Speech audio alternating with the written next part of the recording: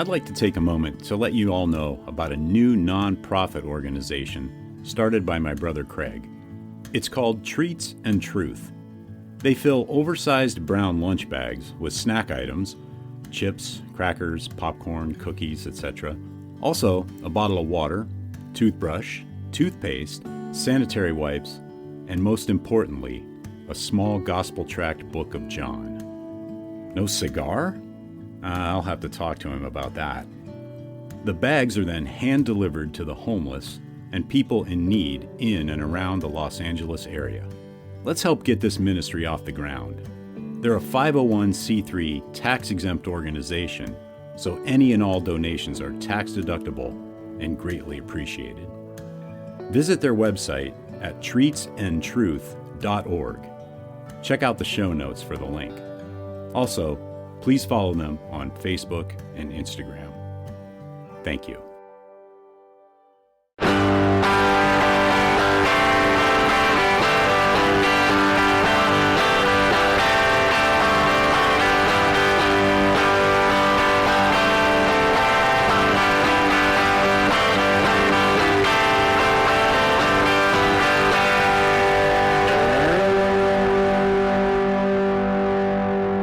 Welcome to episode 149 of the Burning Bush podcast, where we share the message of the Bible while enjoying a good cigar. Hope you're doing well, and I'm glad you've joined me. Today we're reading the New Testament book of Luke, chapter 6, with commentary from the notes in the Charles Spurgeon Study Bible, and I'm smoking the Partagas Legend Maduro in the Toro Leyenda 6.2 by 54 Vitola. So let's go to the Partagas website and see what they have to say. Ripe, leathery, and full of nuance, Partagas Legend pays tribute to the historical figures that built the Partagas name. Handcrafted of the finest aged tobaccos, this box-pressed cigar presents a sophisticated smoking experience that's teeming with notes of cocoa, sweet spice, and earth. And the wrapper is Connecticut broadleaf, binder is Honduran Olancho San Agustin, and the filler is Dominican Piloto Cubano. It is a full-bodied cigar, and the tasting notes are sweet, spice, and leather, and they suggest that you pair it with a Syrah or a stout. And the vitolas are the Fabuloso Leyenda, 6.5 by 48, Toro Leyenda, 6 1/4 by 54, Corona Extra Leyenda, 5 1/4 by 44, and Legend Minis, 4 by 24. That is the Partagas Legend.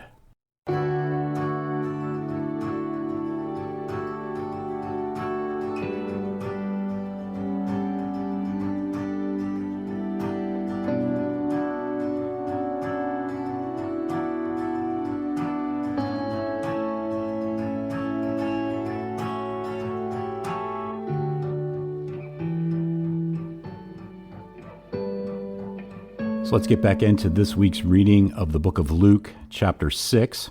I am reading from the English Standard Version, the ESV, and verse 1 reads, On a Sabbath, while he was going through the grain fields, his disciples plucked and ate some heads of grain, rubbing them in their hands. But some of the Pharisees said, Why are you doing what is not lawful to do on the Sabbath? And Jesus answered them, Have you not read what David did when he was hungry, he and those who were with him?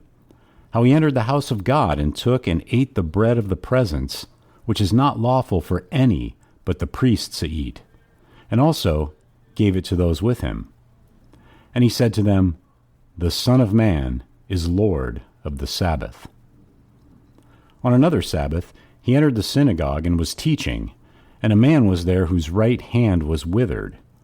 And the scribes and the Pharisees watched him to see whether he would heal on the Sabbath, so that they might find a reason to accuse him. But he knew their thoughts, and he said to the man with the withered hand, Come and stand here. And he rose and stood there. And Jesus said to them, I ask you, is it lawful on the Sabbath to do good or to do harm, to save life or to destroy it? And after looking around at them all, he said to him, "Stretch out your hand." And he did so, and his hand was restored.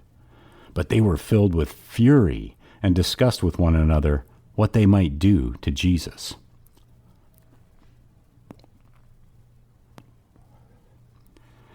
In these days he went out to the mountain to pray, and all night he continued in prayer to God. And when day came, he called his disciples and chose from them 12, whom he named apostles: Simon, whom he named Peter, and Andrew his brother, and James and John, and Philip and Bartholomew, and Matthew, and Thomas, and James the son of Alphaeus, and Simon, who was called the Zealot, and Judas the son of James, and Judas Iscariot, who became a traitor. And he came down with them and stood on a level place with a great crowd of his disciples and a great multitude of people from all Judea and Jerusalem and the seacoast of Tyre and Sidon, who came to hear him and to be healed of their diseases. And those who were troubled with unclean spirits were cured. And all the crowd sought to touch him, for power came out from him, and he healed them all. And he lifted up his eyes on his disciples and said, "Blessed are you who are poor, for yours is the kingdom of God. Blessed are you who are hungry now, for you shall be satisfied. Blessed are you who weep now, for you shall laugh. Blessed are you when people hate you, and when they exclude you, and revile you, and spurn your name as evil, on account of the Son of Man. Rejoice in that day, and leap for joy, for behold, your reward is great in heaven, for so their fathers did to the prophets. But woe to you who are rich, for you have received your consolation. Woe to you who are full now, for you shall be hungry. Woe to you who laugh now, for you shall mourn and weep. Woe to you when all people speak well of you, for so their fathers did to the false prophets. But I say to you who hear, love your enemies, do good to those who hate you. Bless those who curse you, pray for those who abuse you. To one who strikes you on the cheek, offer the other also. And from one who takes away your cloak, do not withhold your tunic either. Give to everyone who begs from you, and from one who takes away your goods, do not demand them back. And as you wish that others would do to you, do so to them. If you love those who love you, what benefit is that to you? For even sinners love those who love them. And if you do good to those who do good to you, what benefit is that to you? For even sinners do the same. And if you lend to those from whom you expect to receive, what credit is that to you? Even sinners lend to sinners to get back the same amount. And Spurgeon comments on verses 32 through 34. If you love those who love you, what credit is that to you? Even sinners love those who love them. If you do what is good to those who are good to you, what credit is that to you? Even sinners do that. And if you lend to those from whom you expect to receive, what credit is that to you? Even sinners lend to sinners to be repaid in full. These verses show us that Christians are to be people of service. They are not to think they came into the world to sit at a banquet, but they are to wait on their master while he sits at the table. Too many consider that the services of the sanctuary are intended merely to feed them. They never look on the house of God as a barracks for soldiers, or a place where workmen come together to sharpen their tools. They only regard it as a sacred shop, a spiritual pantry, or a heavenly lunchroom where much is to be received and little or nothing returned. We must get out of the cramping influence of the Spirit that makes even religion a selfish provision for ourselves. We are to serve, not to recline at our ease. What are we doing that we are so anxious to rest and benefit ourselves? The Lord Jesus Christ would not have us always asking, how can I be happy? How can I obtain spiritual enjoyment? Servants are not supposed to spend their time in doing their own pleasure and seeking their own profit. A manservant whose time was taken up with watching his own wealth would be of small value to his employer. Even so, we have something else to do beyond watching over our own inward feelings. To snatch a brand from the burning is better than to warm our own hands. To feed a hungry soul with the bread of heaven is a far higher deed than to eat the fat and drink the sweet ourselves. There is more plunging our arm up to the elbow in the mire to find a jewel for Christ than in washing one's idle hands with the scented soap of respectable propriety.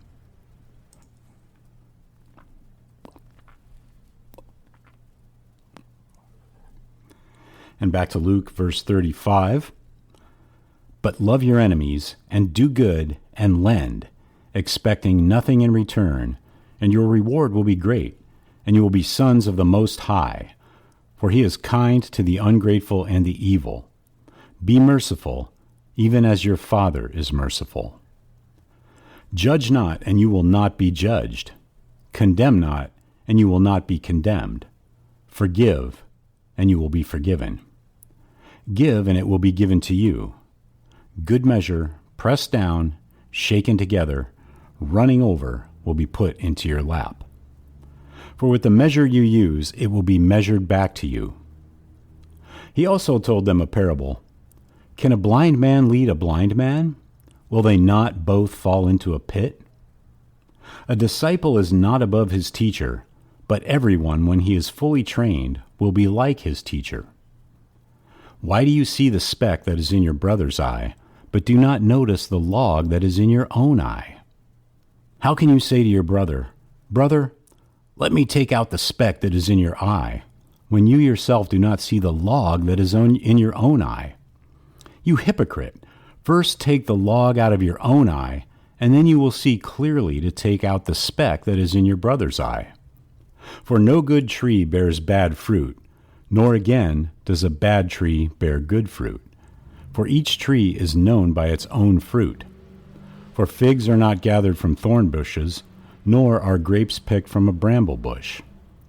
The good person out of the good treasure of his heart produces good, and the evil person out of his evil treasure produces evil. For out of the abundance of the heart his mouth speaks.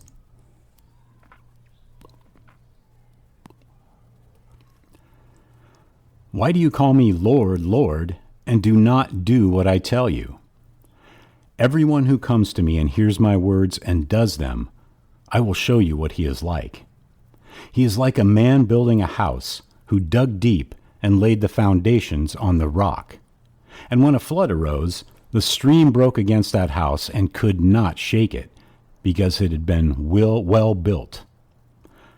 But the one who hears and does not do them is like a man who built a house on the ground without a foundation. When the stream broke against it, immediately it fell, and the ruin of that house was great. And that's the end of today's reading in the book of Luke. Be sure to check out the show notes for links to the Charles Spurgeon Study Bible, as well as today's cigar. Also, Groundworks Ministries for daily Bible studies and devotionals. Treats and Truth Ministry, where you can get involved in helping to spread the gospel to and be a blessing to the homeless. And the Burning Bush Merchandise Store, where you can pick up some items to help spread the word about the show. If you know anyone who needs to hear this, please let them know about the podcast and help share the message of the Bible, the hope we have in Yeshua Messiah, Jesus Christ. If you'd like to contact me, you can email me at steve@theburningbushpodcast.com, which is linked in the show notes as well.